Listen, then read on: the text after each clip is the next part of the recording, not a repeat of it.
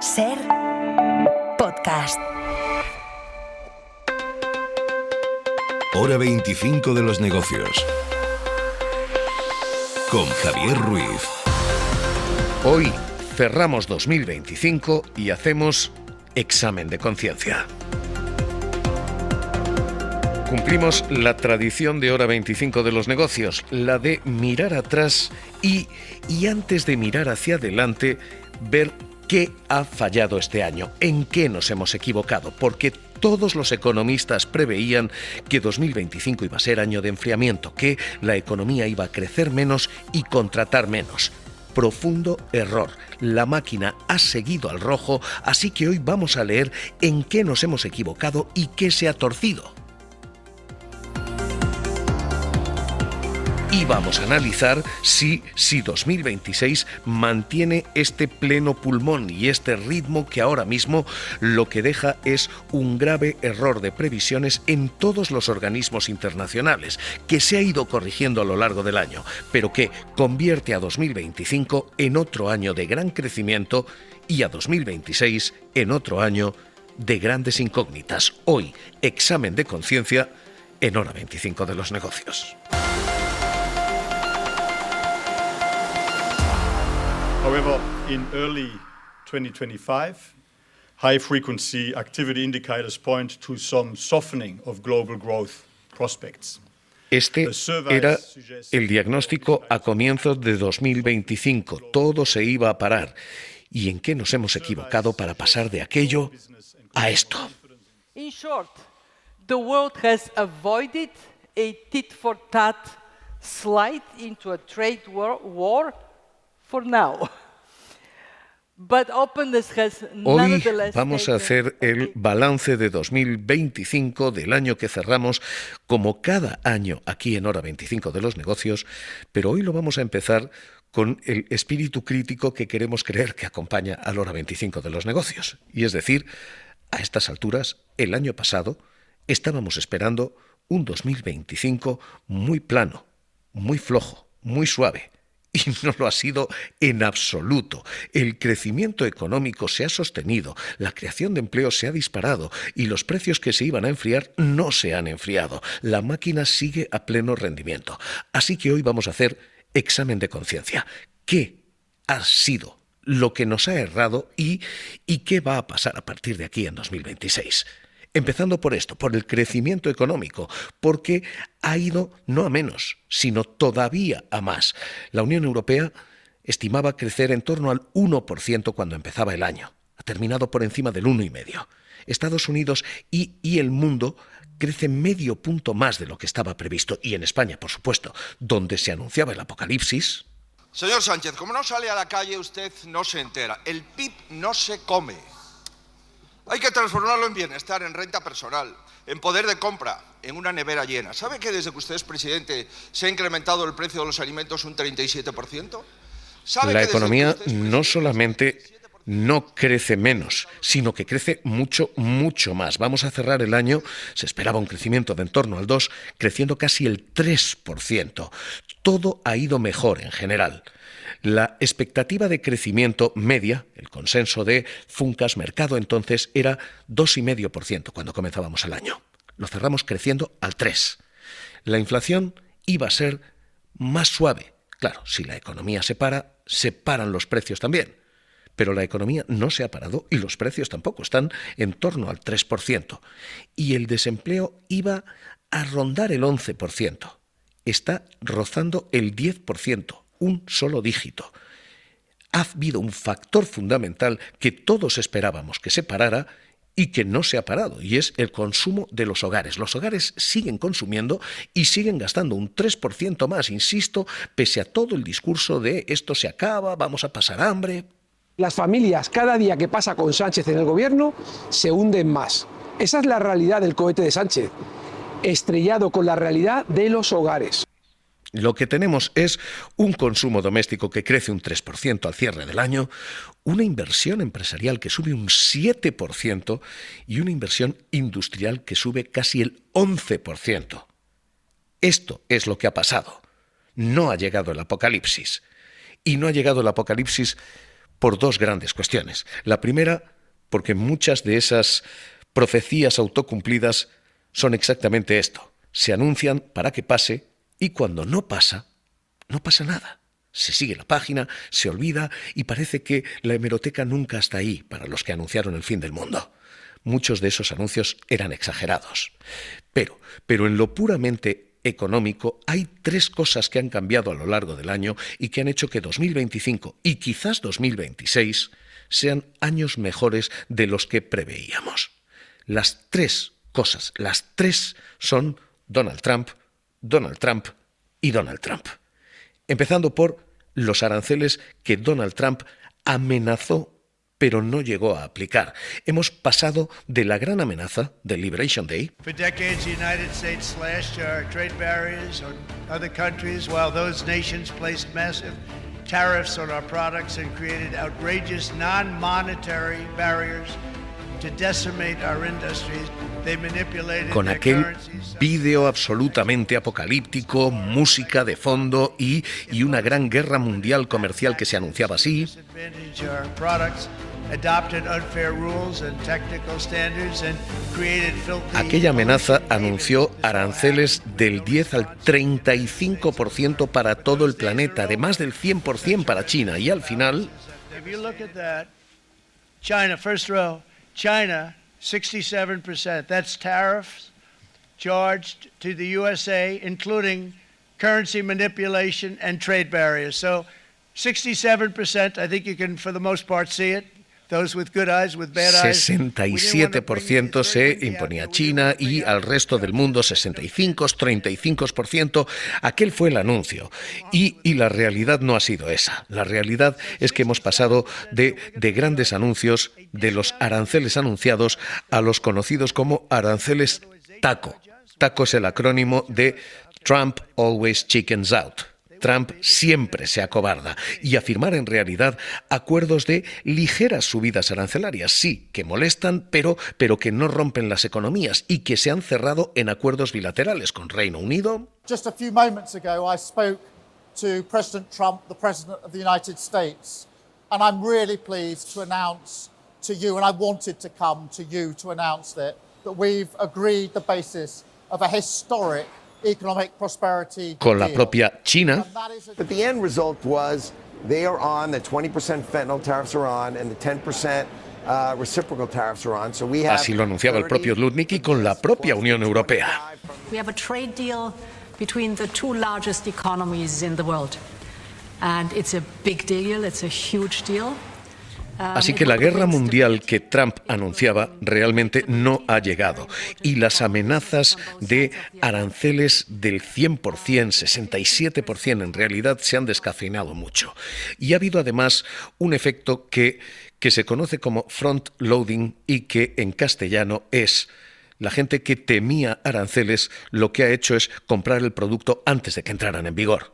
Y el resultado es que se ha disparado el comercio internacional. En lugar de frenarse, la gente que temía que los coches fueran a ser más caros iba comprando y comprando y comprando coches para tener stock. Y al final ese front loading lo que ha hecho es que el comercio internacional no solo no haya caído, sino que el aprovisionamiento ha hecho que haya subido.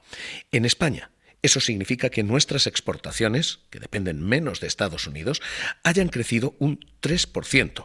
Han caído suavemente en agricultura, pero la exportación de servicios en España se ha disparado un 7,8% al cierre del año.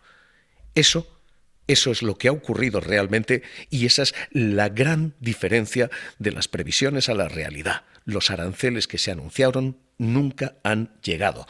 Jordi Fábrega, ¿qué tal? Muy buenas noches. Hola, buenas noches, Javier. Y dicho todo esto, han llegado aranceles y hacen daño y han sido mucho mayores de lo esperado, pero no los anunciados. Eso es lo que ha ocurrido, que es que los aranceles han subido, sí, pero menos de lo que había amenazado y lo que había anunciado inicialmente Donald Trump. En el caso de los aranceles a la Unión Europea y, por tanto, a España, antes del regreso de Trump a la Casa Blanca, ese pago en las aduanas era de algo más del 1%. En enero, inmediatamente después de su llegada al despacho Oval, ya lo subió al 4%. Y luego pese a las amenazas y a un incremento temporal hasta el 25% o incluso más en algunos sectores, el arancel que se aplica a los productos europeos es del 15% en general, con alguna excepción. Es decir, que los aranceles sí son bastante más altos de los que teníamos antes del regreso de Trump a la presidencia de los Estados Unidos, pero no son ni de lejos lo que se había anunciado y lo que se había incorporado en las previsiones de la mayoría de organismos. Eso que contamos ha provocado que las ventas de productos españoles a Estados Unidos hayan caído, sí, han caído un 7% en los primeros 10 meses de este año en comparación con el año pasado, pero es una caída inferior a la que se preveía. Y eso mismo es lo que ha ocurrido con el resto del mundo. Las previsiones de la Organización Mundial del Comercio apuntaban a principios de año a que la guerra arancelaria, la política de subida de aranceles, iba a hacer que el comercio internacional creciera este año solo un 0,5%. La última previsión de hace apenas 2 semanas ya pronostica un crecimiento de los intercambios comerciales de prácticamente el 2,5%. Así que los aranceles al final han tenido menos impacto porque han sido inferiores de lo que se esperaba. Esta es la gran diferencia de las previsiones que se hacían a las realidades que se han sustanciado. Donald Trump y ese taco Trump. Trump always chickens out. Al final, los grandes anuncios acaban siendo pequeñas medidas. Esta es la primera gran diferencia. Y el apocalipsis que se anunciaba no ha llegado porque los aranceles que se anunciaban no han llegado. Hay una segunda clave que explica todos los errores en previsión. Y esa segunda clave, ese segundo nombre es China y Donald Trump. China iba a vivir una guerra que iba a frenar su economía. Pero lo cierto es que el crecimiento chino y la diversificación china han hecho que el gigante asiático siga creciendo a un ritmo del 5%, un punto más que la previsión del FMI en abril, y una negociación que hace que a fecha de hoy Trump ni siquiera sepa qué aranceles soporta el país al que iba a castigar. Oh, isn't that nice? Chicken out. I've never heard that. You mean because I reduced China from 145% that I set down to 100 and then down to another number, and I said you have to open up your whole country, and because Él decía, bueno, yo no me he echado atrás porque les dije 145, luego 100, ahora creo que son 50 y Trump ni siquiera tiene claro a fecha de hoy con cuánto se grava a China. China ha seguido tirando y no solo es motor de crecimiento, sino que además está impulsando una industria que es motor de crecimiento global, la industria de la inteligencia artificial. The China market is of course very large, but it's also the home of 50% of the world's AI researchers. The platform that succeeds is the platform with the most developers. Just like iPhone successful because of lots of developers, Windows successful because of lots of developers. Es el CEO de Nvidia poniendo en valor precisamente eso, el valor de China en esa industria, diciendo es el hogar del 50% de los investigadores de inteligencia artificial del mundo. China es el hogar del 50% del desarrollo de esa inteligencia artificial. Así que estas han sido las dos grandes claves que explican por qué lo que se anunciaba en 2025 no se ha sustanciado en 2025.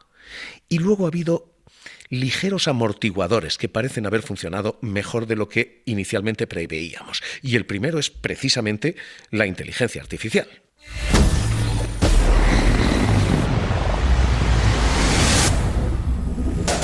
Folks, listen, AI is here. It's not going anywhere. Another record for NVIDIA. It's hard to think back over literally Todos centuries. sabíamos que la inteligencia artificial era el futuro. Ninguno preveíamos que era el presente y tampoco tan inmediato, porque su crecimiento está siendo espectacular y demasiado rápido, desde luego, muy, muy rápido.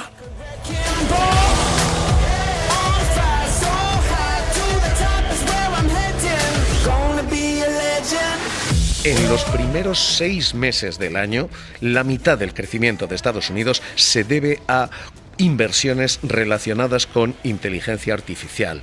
La Organización Mundial de Comercio estima que semiconductores, servidores y telecomunicaciones han prácticamente supuesto la mitad del comercio internacional, del crecimiento del comercio internacional en la primera mitad del año.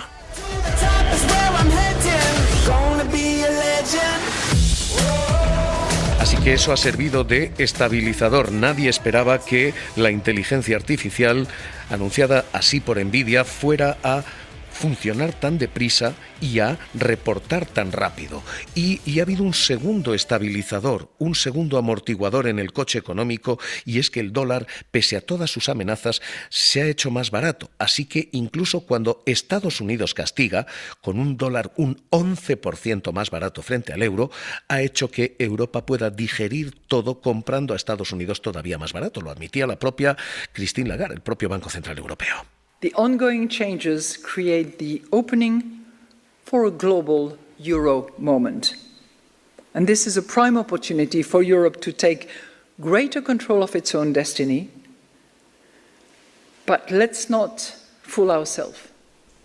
It is not a privilege that will be bestowed esto es, con examen de conciencia hoy, en lo que nos equivocamos a principios de 2025. Hemos crecido más de lo previsto. Hemos creado más empleo de lo previsto y los precios han seguido más altos de lo que se auguraba con un freno económico que nunca llegó. Así que ha habido motivos, Trump, China, y amortiguadores que ni el propio Trump podría haber imaginado o rezado. 2025 acaba siendo un año mejor de lo inicialmente previsto. Y a partir de aquí hay una cuestión, y es, ¿nos hemos equivocado? ¿Todo esto que se esperaba no ha pasado? ¿O no ha pasado todavía? Lo que viene en realidad no en 2025, sino en 2026. Porque esta es ahora mismo la gran preocupación y el gran temor de quienes decían, no es que no hayamos acertado, es que no hemos acertado todavía. El mercado laboral se está empezando a parar, la inflación se está empezando a disparar y el pesimismo lo estamos empezando a pagar en cuestiones como, por ejemplo, nuestro Euribor. Geopolitical tensions, in particular Russia's unjustified war against Ukraine, remain a major source of uncertainty. El Banco Central Europeo sigue diciendo hay tensiones geopolíticas, hay guerras injustificadas y todavía están aquí. Y hay el temor de que la locomotora se pare. Esto no se ha esfumado del todo y esto es lo que dice la propia Christine Lagarde o Gourinchas, la propia OCDE. Despite these welcome developments, tariffs remain historically high and global policy remains highly uncertain, with only a few countries having reached fully fleshed out trade agreements. Así que ahora mismo nuestra pregunta es, hecho nuestro examen de conciencia, si 2025 fue el año del error de los economistas o es que no han acertado todavía. Es que esto puede venir en 2026. Raymond Torres es el director de coyuntura económica de Funcas y es quien nos acompaña cada año a hacer este fin de ciclo, arranque de nuevo año. Raymond Torres, ¿qué tal? ¿Cómo está? Muy buenas noches. Hola, buenas noches. Un placer, un año más. ¿Nos hemos equivocado o es que no hemos acertado todavía? Bueno, yo creo que un poco las dos cosas. Nos hemos equivocado mucho, ¿no? Yo creo que es importante aprender de los errores y hay que hacer ejercicio de humildad siempre. Nos hemos equivocado, en primer lugar, en cuanto a los aranceles de Trump. No han sido tan contundentes como lo que él mismo anunció. Entonces yo creo que ahí se ha producido un error de análisis. Otro error de análisis procede de la evolución que no se ha mencionado todavía, pero es importante, de la evolución de la política monetaria. Hemos tenido, aunque sea poco, pero un cierto descenso de tipos de interés. Y en el caso de, por ejemplo, de España, bueno, pues esto ha alentado la inversión, particularmente la inversión empresarial. Todavía estamos lejos de lo que sería deseable en términos de inversión, pero bueno, esto ha sido un elemento positivo. Y también se ha visto ahí, ¿no? Y después, en el caso de España, tenemos factores internos, ¿no? O sea, elementos propios que tienen que ver con la creación de empleo, yo creo que el crecimiento demográfico también, y esto ayuda en términos de consumo, pero también en términos de empleo, un empleo muy importante en sectores cruciales como la hostelería, la construcción, servicios, que no crecerían al ritmo a que están creciendo sin la aportación de la inmigración. Hay una clave doméstica, la clave nacional, y aquí efectivamente ha habido 2-3 factores que han empujado la economía. Uno ha sido la inmigración, otro precios de energía baratos y el tercero fondos europeos. Los tres empiezan ahora mismo a estar en cuestión. En inmigración hemos escuchado políticas xenófobas y propuestas que están siendo avaladas en lo electoral contra los inmigrantes.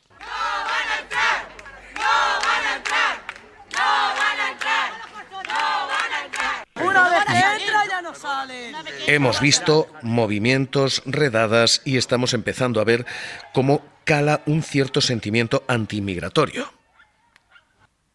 Y ahora empieza a entrar en jaque esta primera cuestión.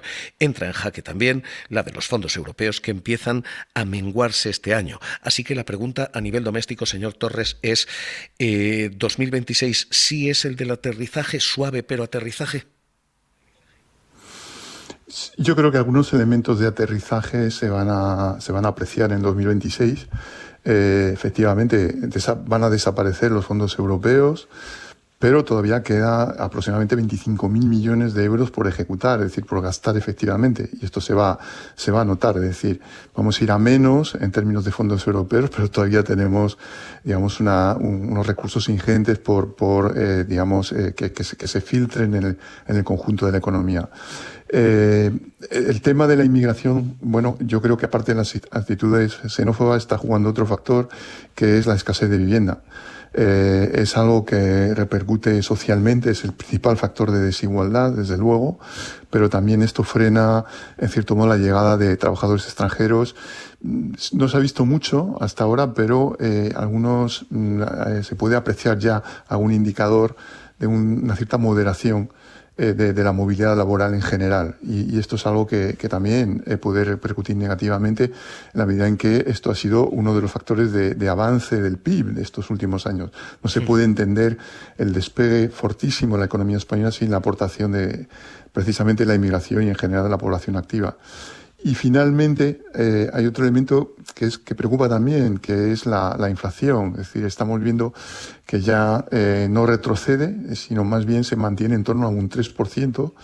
Esto es un valor similar a la evolución de los salarios, o en algunos casos un poco superior. Y claro, esto puede restar poder adquisitivo, por lo menos en una parte de la clase media, y por tanto también restar algo de crecimiento del consumo. También aquí estamos hablando de un freno y no de un descenso, es decir, que estamos hablando todavía de un año 26 con un crecimiento elevado, mucho más que el resto de Europa, también en términos de consumo, porque también los hogares disponen de una cierta capacidad de ahorro y por tanto podrían tirar de ese ahorro, pero ya con tasas seguramente menores a lo que hemos visto estos últimos 3 años, que ha sido un trienio excepcional. Con, dice, consumo privado todavía tirando. Hemos visto las previsiones del Banco de España de estos últimos días, 2,8% va a seguir tirando todavía el consumo privado. Los hogares todavía gastan. Efectivamente, y gastan en primer lugar porque hay más salarios que entran en los hogares. Como se crea empleo, pues esto aporta poder adquisitivo. Y esto es un elemento crucial. Hay que ver que, por ejemplo, este año pues se han creado más o menos 500.000 de empleos. Y esto es algo que realmente pues ayuda a explicar, ¿no?, el crecimiento del consumo privado. Y todavía el año que viene, según nuestras previsiones, se crearían entre 350 y 400.000 empleos nuevos. Por tanto, bueno, estamos hablando todavía de un crecimiento importante del consumo privado. Pero la otra parte del crecimiento del consumo procede de la evolución de los salarios. Y ahí hemos tenido elementos positivos estos últimos años por fenómenos de recuperación del poder adquisitivo. Tras el descenso del 2022 por causa de la crisis energética, bueno, pues se han ido recuperando los salarios. Yo creo que ese fenómeno de recuperación, en cierto modo, se está agotando y ya no veremos esas ganancias tan importantes el año que viene.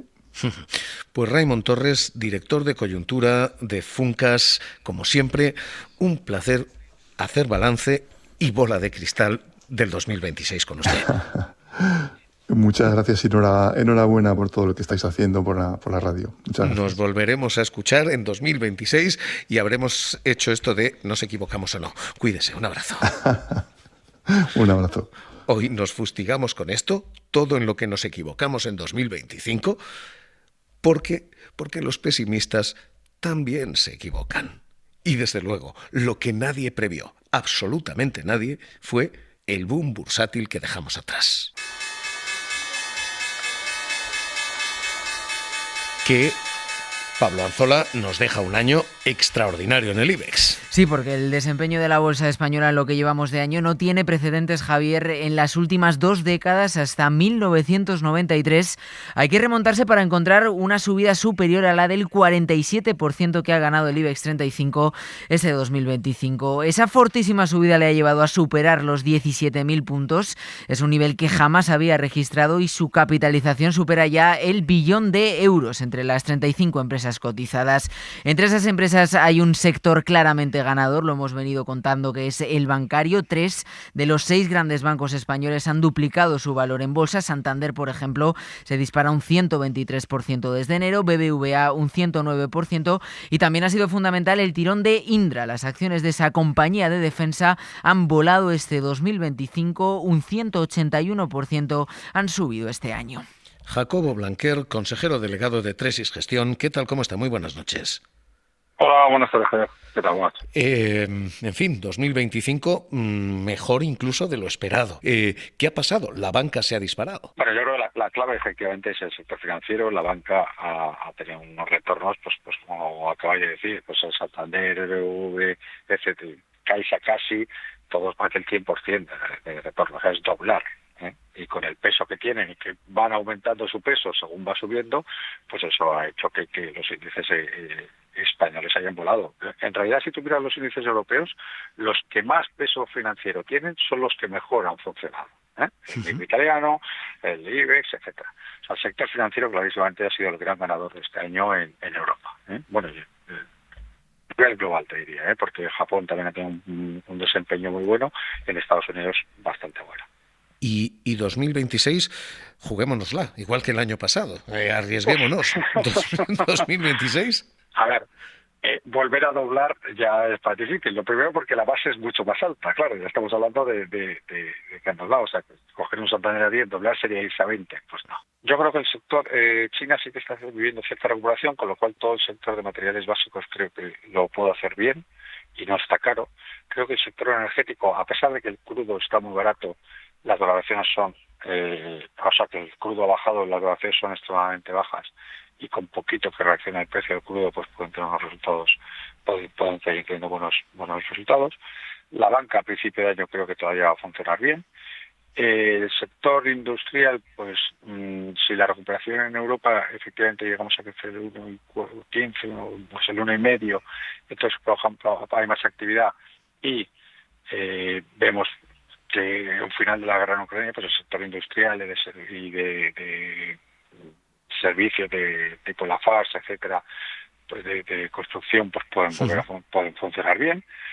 El sector utilities pues está muy alto, ha subido mucho. Hemos visto el gran paro que le han dado a Iberdrola por el tema de Estados Unidos, pero sí que es un sector que hay que dejar a lo mejor de ver como un sector defensivo, porque al final todo el tema de la inteligencia artificial lo que necesita es muchísima energía para alimentar esas grandes megabases de datos que hay.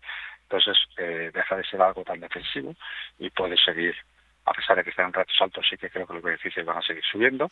Y el sector tecnológico, pues aquí en Europa, por desgracia, no tenemos mucho.